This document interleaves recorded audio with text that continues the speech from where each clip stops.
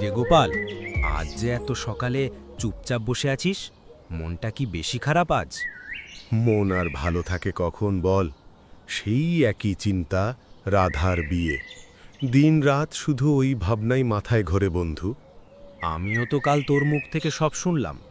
মেয়েটা তো দেখতে দেখতে বড়ই হয়ে গেল, কিন্তু তোর সমস্যাটা ঠিক কোথায় সেটা বলতো। সমস্যা তো একটা নয় কিশোর, আমরা গরিব মানুষ, ঘরে একটা ফুটো পয়সা নেই। তাছাড়া তুই তো জানিস সেই গায়ের দস্তুর, এখানে যৌতুক ছাড়া কেউ ছেলের বিয়ে দিতে রাজি হয় না। হ্যাঁ, এইটাই তো অভিশাপ। শিক্ষিত হোক বা অশিক্ষিত, সবার মুখে একটাই কথা, কত দিবি। ভালো পাত্র দেখতে গেলেই মোটা অঙ্কের টাকা আর সোনাদানা চায়, যেন এটা পণ্যের বাজার। ঠিক বলেছিস, আমি তো ভাবতেই পারছি না এত টাকা আমি কোত্থেকে জোগাড় করব। ভিক্ষে করতে গেলেও তো কেউ দেবে না। রাধা আমার চোখের মণি, ওকে তো আর চিরকাল ঘরে বসিয়ে রাখতে পারি না। পাত্র কি দেখছিস? কারুর কথা ভাবছিস? গত সপ্তাহে মণ্ডলের ছেলেটার কথা উঠেছিল, শুনেছি ছেলেটা ভালো চাকরি করে, কিন্তু তাদের চাহিদা শুনে আমার মাথা ঘুরে গেছে। 10 ভরি সোনা আর নগদ 2 লাখ টাকা চেয়েছে। আর শুনেই আর এগোনো সাহস পাইনি। 2 লাখ? এরা কি করে এত সাহস পায়? এই জন্যই তো কত গরিব বাপের মেয়ে চিরকাল ঘরে বসে থাকে। এই যৌতুক প্রথাটা আমাদের সমাজকে শেষ করে দিল রে। সেটাই তো, বড় লোকরা দেয়, তাই আমাদের মতো গরিবদের উপরও চাপটা এসে পড়ে। এখন আমার একটাই ভয়, যদি ভালো পাত্রের হাতে রাধাকে না তুলে দিতে পারি। তুই ভেঙে পড়িস না, আমি তোর পাশে আছি। চল, আমরা দুজন মিলে একবার গ্রামের মুরব্বীদের কাছে যাই, দেখি তারা কোনো সহজ সরল পাত্রের সন্ধান দিতে পারে কিনা, যেখানে টাকার চেয়ে গুণকে বেশি গুরুত্ব দেওয়া হবে। আমি বলছিস, এমন মানুষ কি সত্যি এই গ্রামে আছে কিশোর? থাকতেও পারে, আশা ছাড়িস না। তোর মতো সৎ আর ভালো মানুষের পাশে ভগবান নিশ্চয়ই থাকবেন।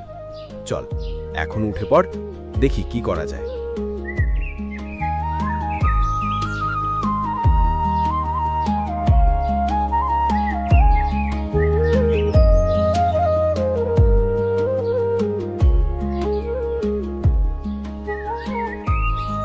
শোন গোপাল, তোর জন্য একটা দারুণ খবর আছে। আমার এক পরিচিত লোক, তারা পাত্র খুঁজছে। ছেলেটা উচ্চ শিক্ষিত, সরকারি চাকরি করে, একেবারে সোনার টুকরো ছেলে। এমন সুযোগ হাতছাড়া করা উচিত নয়। তাই নাকি সুরেশ? সত্যি বলছিস? তারা কি চায়, কিছু বলেছে? হ্যাঁ, বলেছে তো। আসলে এমন ভালো ছেলে, একটু তো খরচ হবেই। তারা তো সরাসরি টাকা চাইছে না, কিন্তু মোটামুটি 10 লাখ টাকা খরচ করতে হবে। বুঝিসই তো, ভালো ছেলে, সরকারি চাকরি। সুরেশ ঠিকই বলেছে গোপাল, 10 লাখ টাকা শুনতে বেশি মনে হলেও এমন ভালো পাত্র পেলে চোখ বন্ধ করে দিয়ে দেওয়া উচিত। এমন ছেলে পরে আর পাবি না। কষ্ট করে হলেও এই টাকা জোগাড় করার চেষ্টা কর। 10 লাখ? আমার তো ঘরে 10,000 টাকা দেওয়ারও সামর্থ্য নেই বন্ধু। তুই বলছিস এত ভালো ছেলে, কিন্তু আমি এই টাকা কোত্থেকে আনবো? সারা জীবন তো শুধু টানাটানি করে সংসার চালালাম। মামু বাড়ির আবদার নাকি কইলেই হবে নাকি? কাকা গরিব মানুষ, যার কাছে 10,000 টাকা দেওয়ার মতো সম্বল নেই, সে মেয়ের বিয়েতে 10 লাখ টাকা যৌতুক দেবে? এ কেমন বিচার? আরে রহমত, তুই এসবের কি বুঝিস? এটা সমাজের রীতি। ভালো ছেলে হলে একটু তো দিতেই হয়। কিসের রীতি? এটা রীতি না, এটাও সামাজিক অভিশাপ। সুরেশ কাকা, আমার কথা শুনুন গোপাল কাকা। যে ছেলে সরকারি চাকরি করে, তার তো ইনকাম ভালোই হওয়ার কথা, তাই না? তাহলে সে কেন আবার যৌতুক চাইবে? তারা তো আর চাইছে না বাবা, এটা তো শুধু চাইবেই তো।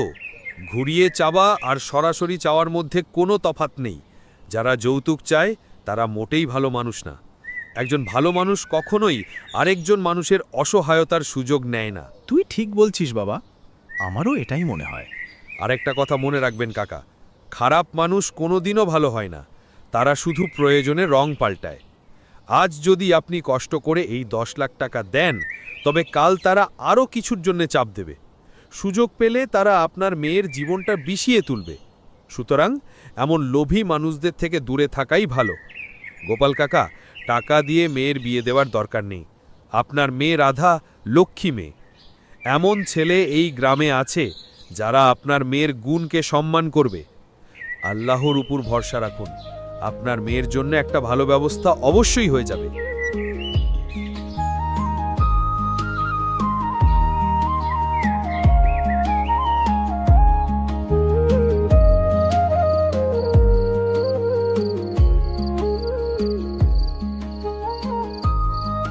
ওগো, এত চুপচাপ কেন?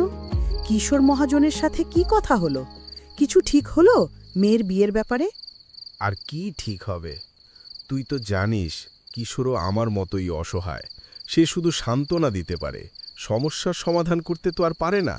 আমি সব বুঝি গো, মেয়ের বয়স তো আর দাঁড়িয়ে নেই, এখন ওকে বিদায় করতেই হবে। কিন্তু কি দিয়ে বিদায় করব? এই ভাঙা সংসারে টানা পোড়েন ছাড়া আর কি আছে আমাদের? সেই কথাটাই তো আমাকে ঘুমাতে দেয় না শান্তি। রাধা এমন লক্ষ্মী মেয়ে, ওর জন্য ভালো বর দরকার। কিন্তু ভালো বরের পেছনে যে মোটা যৌতুকের দাবি থাকে। আমি গরিব মানুষ, কোত্থেকে আনবো এত টাকা? আমার মনটাও সারাক্ষণ কু ডাকছে। আমার হাতের এই দুগাছা শাখা ছাড়া তো আর কিছু নেই। এটুকু দিলেও তো তাদের মন ভরবে না। এই গ্রামের মানুষ যে যৌতুক ছাড়া এক পাও এগোতে চায় না। তোর ওই শাখা আমার কাছে পৃথিবীর সব সম্পদের চেয়ে দামি শান্তি। ওগুলো আমি কিছুতেই হাতছাড়া হতে দেব না। কিন্তু যদি এমন হয় টাকার অভাবে রাধার বিয়ে আটকে যায়, তখন কি হবে? আমাদের কপালটাই খারাপ গো। যদি একটু টাকা থাকতো, যদি একটা ভালো জমি থাকতো, তাহলে হয়তো এই চিন্তাটা করতে হতো না। তোমার সারা জীবনের কষ্টের রোজগার তো এই ছেলেমেয়ের পিছনেই খরচ হয়ে গেল। এখন এই শেষ বয়সে এসে যে এমন দুশ্চিন্তা ভোগ করতে হবে ভাবিনি। আমাদের কষ্ট না হয় হলো, কিন্তু রাধা যেন তার জীবনে সুখে থাকে সেটাই চাই। আমি তো ভাবছি কাল ভোরে শহরে যাব। যদি কারোর কাছে মাথা গোজার ঠাঁই রেখে কিছু ধার পাই, ধার করে হলেও কিছু টাকা জোগাড় করতে হবে। ধার শোধ করবে কি দিয়ে? এমনিতেই তো দুবেলা পেট চলে না। তবু না হয় আরও কিছু কাল কষ্ট করব। তুমি যাও, চেষ্টা করো, আমি আর কি বলবো।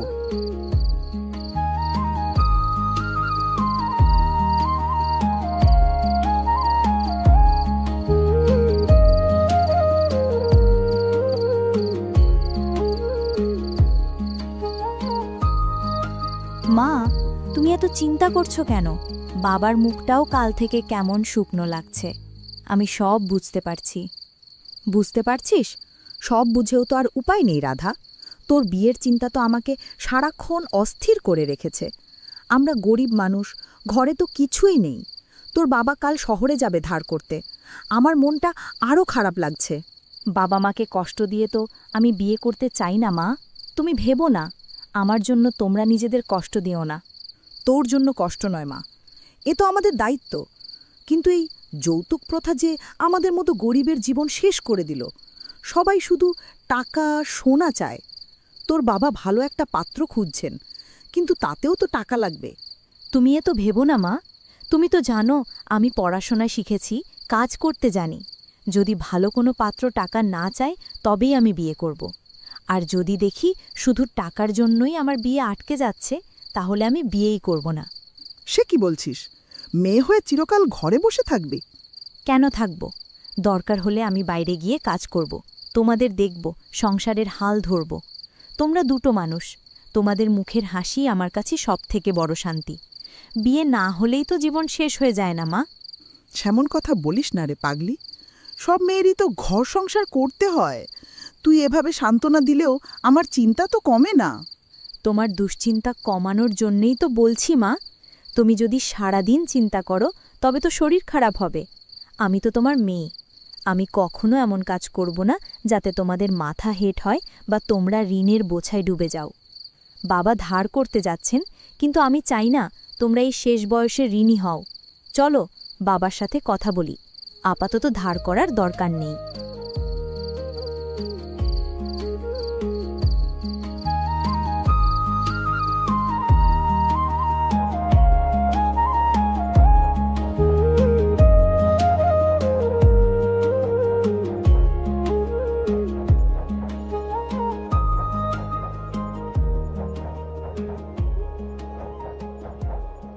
কাকা শরীরটা ঠিক আছে তো? এত চিন্তিত দেখাচ্ছে কেন? হ্যাঁ বাবা, শরীর তো চলছে কোনো মতে, কিন্তু মনটা চলছে না রে হাসান। আপনার সাথে দেখা হয়ে ভালো হলো। বাসার সবাই কেমন আছে? রাধা কেমন আছে? অনেকদিন দেখি না তাকে। সবাই ভালো রে বাবা, তবে কি জানিস, রাধার তো এখন বিয়ের বয়স হয়েছে, সেই চিন্তাই তো আমাকে সারাক্ষণ কুড়ে খাচ্ছে। ওহ হ্যাঁ, তা তো বটেই। রাধা নিশ্চয়ই ভালো পাত্র পাবে, আপনি এত চিন্তা করবেন না। চিন্তা তো করতে হয় রে বাবা, তুই তো জানিস আমি গরিব মানুষ, তার ওপর এই গ্রামের রীতি, যৌতুক ছাড়া তো কেউ এগোতে চায় না। এটাই আমার সবচেয়ে বড় দুশ্চিন্তা। ভালো ছেলে পেলেও টাকা জোগাড় করতে পারবো কি না সেই ভয়। টাকা পয়সা দিয়ে তো আর মানুষের বিচার হয় না কাকা। আমি মনে করি একটা ছেলে কতটা দায়িত্ব নিতে পারে আর কতটা মানবিক, সেটাই আসল। ভালো মানুষ কি আর শুধু টাকা দিয়ে মাপা যায়? এই যৌতুক প্রথাটা আমাদের সমাজকে শেষ করে দিচ্ছে। বাহ, খুব সুন্দর কথা বললি তো বাবা।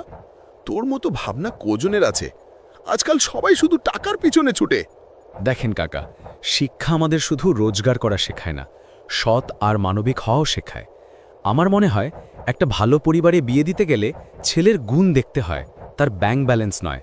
আপনি শুধু ভালো একটা মন খুঁজুন, দেখবেন বাকি সব ঠিক হয়ে যাবে। আহা, এমন একটা ছেলে যদি আমার জামাই হতো। তোর কথা শুনে সত্যি আজ একটু শান্তি পেলাম রে হাসান। তুই যে এত সুন্দর করে কথা বলতে পারিস জানতাম না। সব সময় চিন্তা করে শরীর খারাপ করবেন না কাকা, আপনি ভরসা রাখুন, আল্লাহ নিশ্চয়ই আপনার পাশে আছেন।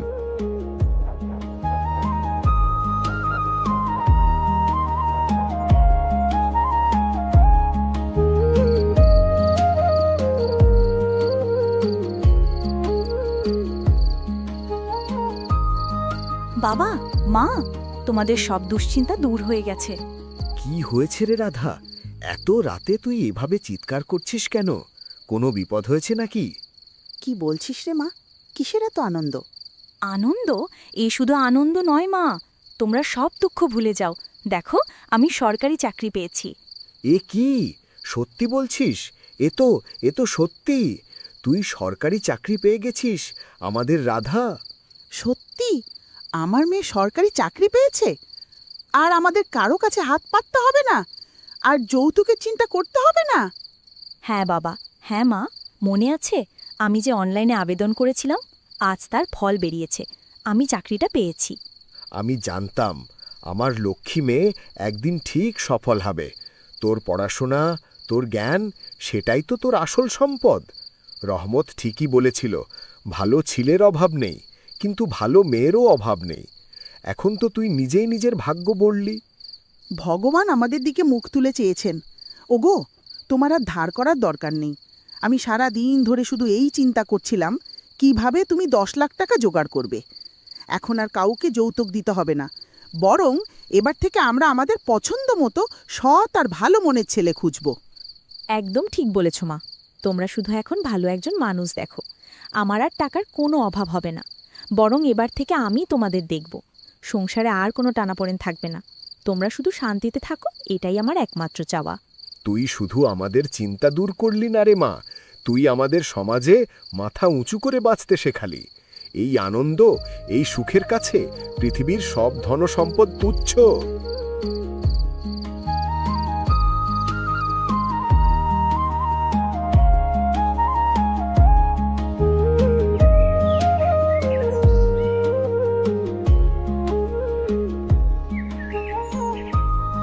আরে গোপাল, এতদিন পরে একটা আনন্দের খবর শুনলাম। তোমার মেয়ে রাধা সরকারি চাকরি পেয়েছে, তা শুনেই আমরা সকালে চলে এলাম। একদম ঠিক বলেছিস, আমরা সবাই রাধাকে আশীর্বাদ করতে এসেছি।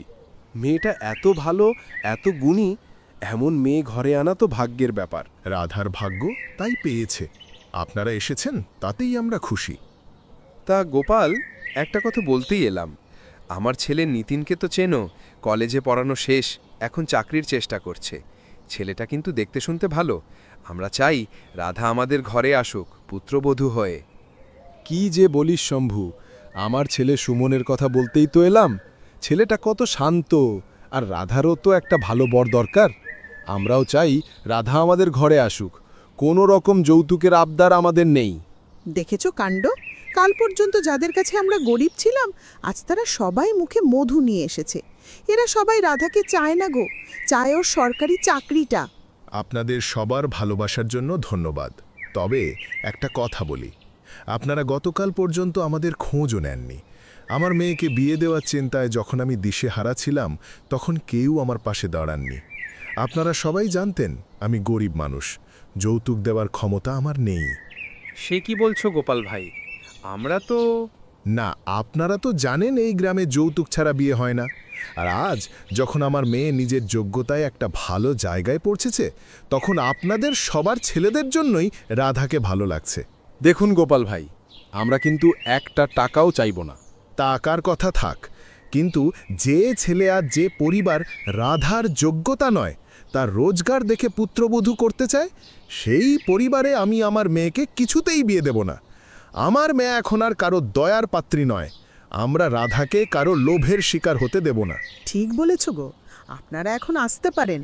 আমরা আমাদের মেয়ের জন্য এমন একজন ছেলেকে খুঁজব যে রাধার গুণকে সম্মান করবে, তার রোজগারকে নয়।